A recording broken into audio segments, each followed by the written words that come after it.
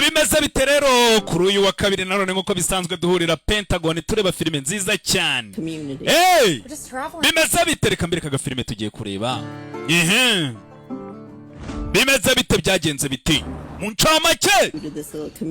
niki kibagenza hanga kwajanga duhunga akazi mu butembere hakuno barakwereka umugore n'umugabo barababaza ikibagenza hakuno muri karitsiye ati twaje mu butembere duhunga akazi kugira hano babone intwaro kuvanga tugende windukira kumba ahantu batembereye ni habi cyane hakuno ninde wakohereje isasu umugabo bahita bamumena umugore nawe kujya gukanguka yisanze mu manga byagenze bitarihambura dore umujinya ibuka umugabo we bamurasa kumva umugore yari umukomando yakoze tize yakoze ikosi uretse urebe nari nzi ko wapfuye we mpfa njya hehe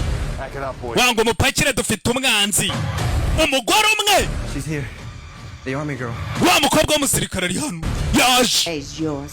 yaha itegure nawe gucaho kumbe wabiciye umugabo n'umukomando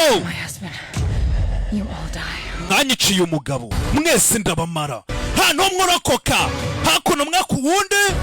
ku wundi rusorogwa agenda bakoramo neza cyane umwe ku wundi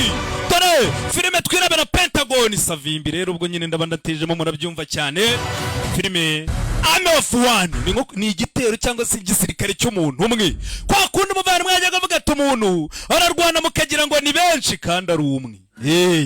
ubwo rero duhurire Pentagon nyine ni kuri uyu wa kabiri nkuko bisanzwe turebaga filime kacu no ntabwo mba nijya nyine nkuko bisanzwe aba DJ bagiye batandukanye DJ Skipper by'umwihariko arabahari cyane DJ Umar arabahari ndetse n'abaye MC Nice MC Fabruz aha Pentagon hari Kicukiro muze